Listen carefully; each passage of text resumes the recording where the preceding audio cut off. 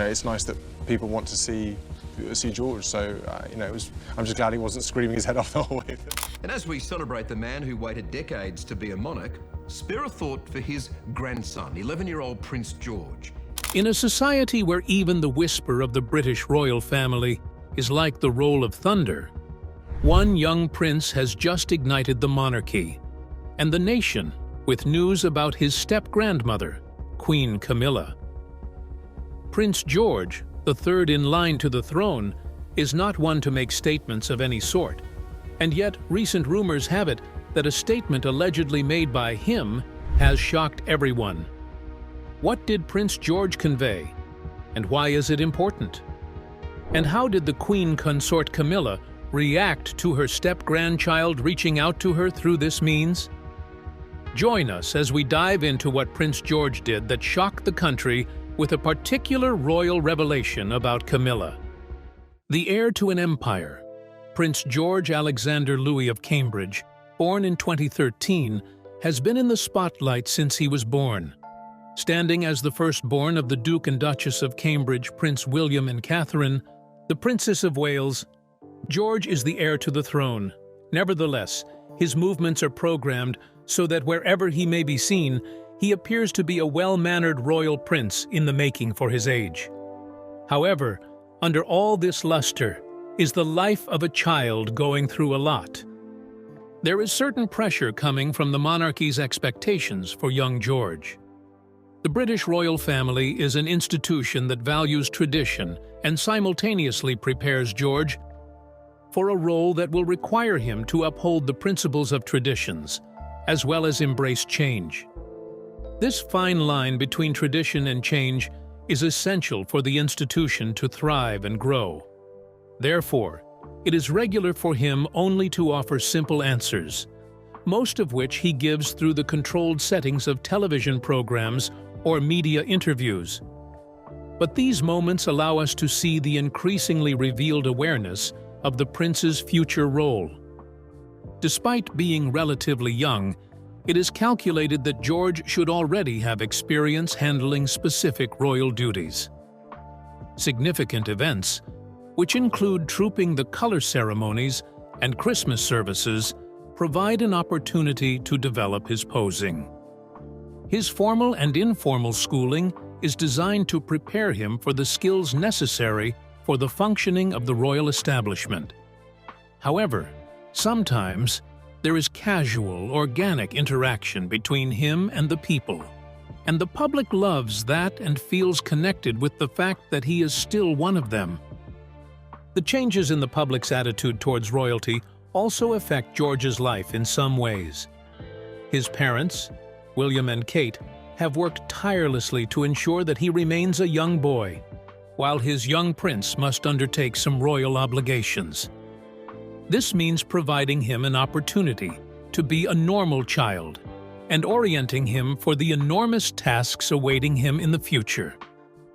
From sports matches, family visits, school achievements, and other events, his public image is depicted as both ordinary and exceptional.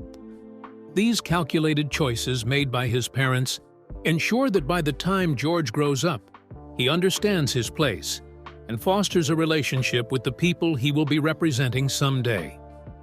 George's recent statement is so unique that it departs from this highly selective and filtered storyline. Royal young people especially do not have a right to express their opinions on politically sensitive matters. If George were to speak of Camilla in a candor, or anyone in such a fashion that one can term it a bombshell, it would be a departure from the tradition set by the British royals. What could make the young prince bring up such a sensitive issue? Was George being truthful because of his lack of world experience? Or was he being coached on what to say? How could this be a signal for change in the family's public relations strategy? To understand, we need to learn about his relationship with Camilla. Camilla's place in Prince George's life. Before becoming a queen consort, Camilla has been at the center of attention as the wife of the newly appointed King Charles III. While eliciting the scorn of the press in the early 90s For being instrumental in the dissolution of the marriage between Charles and Princess Diana, Camilla has slowly but steadily risen in the public approval index, but never to the level of adoration. Instead of scandals, to George, Camilla is a symbol of family traditions and order, rather than a scandalous figure. Camilla was formerly George's step-grandmother after she married King Charles in 2005, 8 years before George was born. However, there is much more to Camilla and George than what is associated with any of the previous non-traditional grandparent roles. She is a respected figure in the family, although her communication with him and with other siblings is more or less confined to performing her duties. In public, she has expressed her happiness in being a grandmother, balancing regal responsibilities and ordinary family life. Of course, Camilla has always been more secret in her relationship with her step-grandchildren. Although she is not likely to emulate the grandmother position currently occupied by George's maternal grandmother, Carol Middleton, their interaction seems relatively warm but presumably restricted. Most of the time, when speaking to the public about family issues, she projects the perception of togetherness, which shows that she knows what is expected of her. However, there is a probability of more complicated relations structures going on behind the curtains. Camilla became a queen consort, and her status can also be considered historic, yet many things that happened in her past cannot be entirely forgotten. As a son to the heir apparent, George picks up some of the stories about her. It might be the talk he hears around his family, the conversations of his friends, or just the media messages that shape his understanding of Camilla. Whereas other step-grandparents can be said to have a close bond with their step-grandchildren, the dynamics of Camilla's relationship with George is characterized by protocol and public scrutiny. There is nothing she does, even at a simple dinner with her friends or when going for a walk, that is not viewed in light of history and tradition. This means that any communication she has with George has to be both friendly and professional, as she has to keep in mind the official nature of being a royal. There have been occasions when Camilla is depicted as assuming the supportive role, implying that she has been a steady, albeit low-profile figure in George's life. If George's bombshell message is about Camilla, it could indicate his maturing knowledge of family history. Has he been carrying feelings about Diana, his deceased grandmother, up to date? Or is he thinking for himself about Camilla's status in the family structure? These questions also depend on George's exposure to other forms of narration within the family. Discussions with his parents and what he sees and hears from others all contribute to his attitude toward Camilla. This is complicated by how the public regards Camilla's role in the whole thing. She has actively gained support from those who are opposed, yet people still have very divided feelings about her. For George, these tensions have to do with balancing the human connection in their touching interactions away from the public eye, with the political facade they must uphold in their shared presence. Could this internal conflict explain the nature of his message? Or is it simply an indeliberate outburst of a child's concern? These questions allow us to examine the bigger picture of the royal family's internal relations. Web of royal dynamics. While representing an institution, the British royal family consists of blood-related members. They also balance their business of serving the people with their personal affairs. This duality is often triangular and tense, especially when addressing politically sensitive issues like Camilla's rise to the position of queen consort. George was born and raised in such an atmosphere, so he must always weigh his family's expectations of him against the common public opinion about his relatives. Queen Camilla's journey, however, was far from becoming accepted in the royal circle. However, the public still retained high regard for Diana until her death. which significantly affected Camilla's position despite Charles's emphasis on her significance. These historical currents may affect the young man's feelings toward his step-grandmother. Even the younger generation of the royal family, George included, might have trouble fitting such narratives into their lived realities. His immediate family adds depth to the entire story. Prince William and Princess Catherine have gone to great lengths to paint the picture of a 21st century couple supporting the union. This differs from conventional royal child rearing in that the couple has been seen as very emotionally accessible. They have ensured that their children, including George, know their part while embracing personal development. George was undoubtedly lucky to grow up in a civilized world, unlike his counterparts in previous generations of royals. The presence of modern culture may have given the young prince the ability to look at Camilla objectively and find a balance between traditional and contemporary values. However, this freedom is not without some strings attached. The royal family lives a particular way to ensure they uphold the royal image they have set for themselves. Future monarchs' statements will likely be chosen without offending anyone, so such statements are generally safe. If George was inappropriately socializing with Camilla and recently made statements that could violate this etiquette, what kind of upbringing did he have? And how can it relate to other dynamics occurring within the monarchy? The power of royal statements. All spoken words of a royal are significant, creating perception and impacting the political arena. In the case of a young prince such as George, even a word can make headlines, mainly if it is about a sensitive subject such as Camilla. This is the strategy of the royal family, which seeks to regulate such a narrative, but sometimes genuine slips of the tongue can be life-changing. Official statements of royalties have always played significant roles in monarchs' reinventions. For example, Queen Elizabeth II's Annus Horribilis speech in 1992, in which she admitted to both personal and institutional troubles, was well received by the public. Indeed, I suspect that there are very few people or institutions unaffected by these last months of worldwide turmoil and uncertainty. Likewise, Prince Harry and Meghan Markle have radically altered the image of the royal family through their interviews over the last few years. While not as strong and direct as those, Camilla's message can be seen as a new frontier in how an entire generation will approach public communication. However, such statements are not devoid of risk. Proper courtesy shows any perceived criticism or breaking from the royal line must be met with close examination. Such transits are complex for George because he is young and has not undergone a process of professional socialization. Was it a slip of the tongue or a calculated attempt to make a statement of his stand?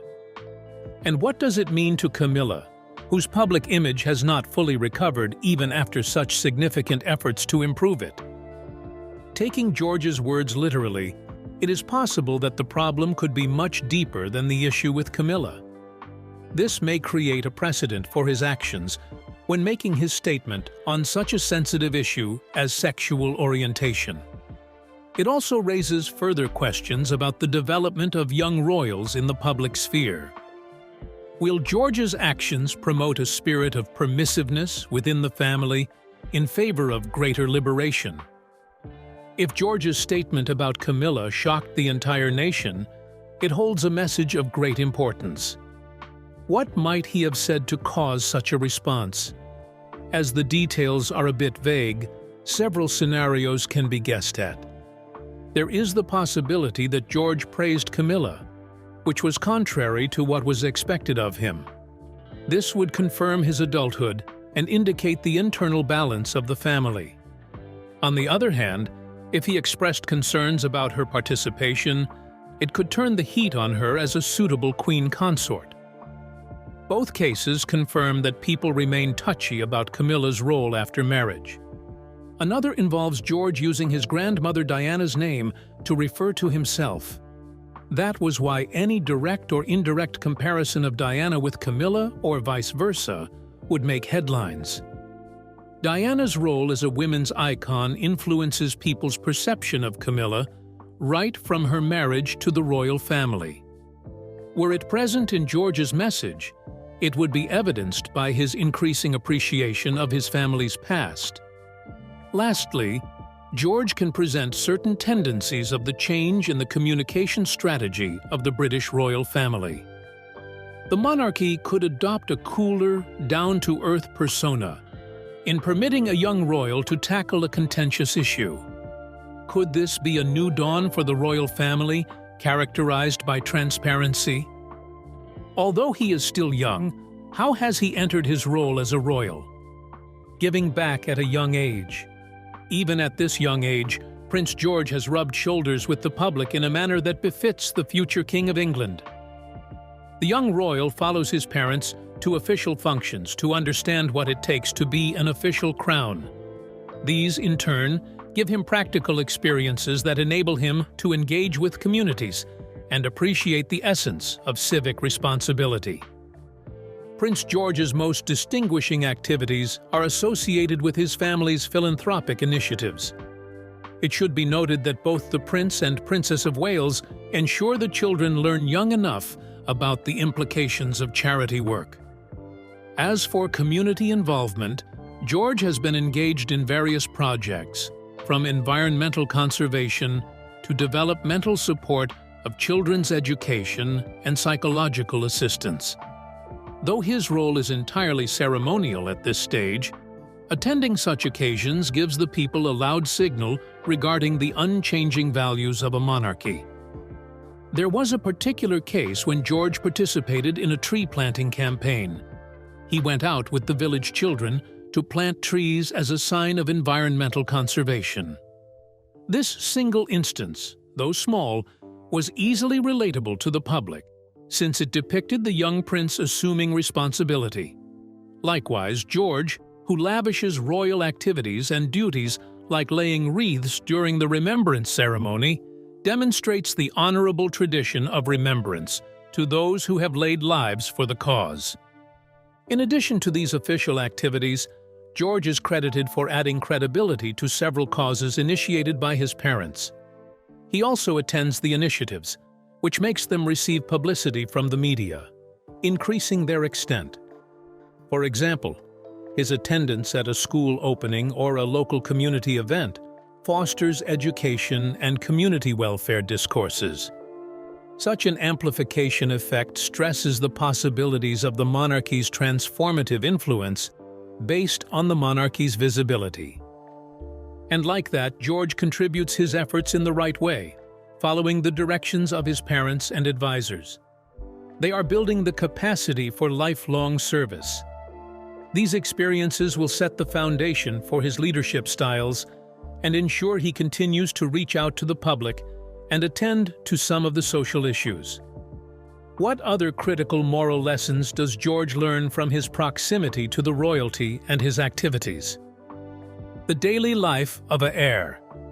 Indeed, although he is royalty, Prince George has some contact with family and friends that help him feel like a regular child. His close circle of relatives that matter most to him includes his parents, Prince William and Princess Catherine, and his siblings, Princess Charlotte and Prince Louis. Together they help George grow and have as much fun as any other child during his playtime between royal duties. George interacts with his siblings at home, and most of his upbringing involves only his interactions with them. The couple's 3 children appear to be closely related and are usually photographed when they are engaged in playful cuddling. Whether they are giggling at formal occasions or hanging out in more relaxed circumstances, their friendship is similar to that between siblings, like the bond between William and Catherine. This focus on family duality ensures that George gets the proper support once he is young. Prince George's immediate grandparents, who are Carol and Michael Middleton, have been reported by various sources to have had a good relationship with their grandchild, and not just him, but also with his siblings. The Middletons are involved with their grandchildren and sometimes babysit with grand family occasions and holidays at their Bucklebury residence. Such instances allow George to escape the oppressive royal etiquette and enjoy the cemented familiar people's lifestyle for a while. Looking at George's schedules today, there is a balance between conventional and postmodern lifestyles. He goes to school, where, amid all royal constraints, he is taught how to make friends and what hobbies to pursue. Soccer and other sports are among the young prince's favorite pastimes. His passion for football is usually derived from his father, and they find common ground in the fight for sports. The royal family's desire to combine contemporary parenting with the culture of the former monarchy is reflected in George's schedule. Even while he is a normal boy, his parents demand transparency in communication and good mental health, so he knows he is safe. This differs from the previous strict manner in which royal children were raised to face the future challenges they are likely to encounter as kings and queens. Although relationships and routines constitute childhood experiences for George, they also orient him toward the responsibilities he is likely to encounter in adulthood. Prince George is under even greater public attention as a future monarch than his father was at the same age. High expectations are placed on him since most people consider him the representative of the future monarchy. While they know that the throne cannot be inherited in terms of personality, the public still expects the best of George, including Elizabeth II's loyalty, Charles III's environmentalism, and William's modern and friendly demeanor. These expectations, however, seem to put a lot of burdens on the young prince's shoulders. It is important to note that the public dictates what they want in their future king. Most expect George to follow in the footsteps of other royals and try to maintain the family's existence in a fast-transforming world. This refers to supporting liberal issues like global warming, mental health, civil and human rights. Also, there is a need to portray George as the heart and soul of monarchy, its truth, and its duty to remain strong and meaningful. But it is essential that George may have had different goals in mind than society expects from him. He knows what his duty is and what he should do, but he is also being raised in a far more liberal and self-obsessed culture. It might mean he dwells on private interests together with royal obligations. Regardless of its orientation as athletics, arts, or environment, George's interests can define the causes he supports as a king. Prince George was born on the 22nd of July 2013 at St. Mary's Hospital in London. It was also around the reign of his paternal great-grandmother, Queen Elizabeth II. He was the firstborn child to the then Duke and Duchess of Cambridge, Prince William and Princess Catherine. His birth was announced to the public through a press release. 2013, we welcome on humble duty a future king, the firstborn of the Royal Highness, the Duke and Duchess of Cambridge. Followed by the display of a traditional easel in Buckingham Palace. Celebrations were staged in the United Kingdom and other Commonwealth realms, and the newborn was widely hailed as a future king in the majority of British newspapers. His name was announced as George Alexander Louis on the 24th of July. At his birth, George was third in the line of succession to the British throne. For the first time since the reign of Queen Victoria, 3 generations in direct line of succession to the British throne were alive at the same time: George, his father, William, and his grandfather, Charles. George was christened on the 23rd of October by the Archbishop of Canterbury, Justin Welby, in the Chapel Royal at St. James's Palace.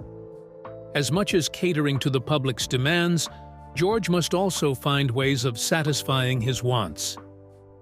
The support of the parents is significant in this scenario and helps him manage this conflict. By promoting the importance of individuality and maintaining honest communication, William and Catherine ensure that George feels that it is within his complete authority to make decisions that would accord with his principles and with the responsibilities that he now has.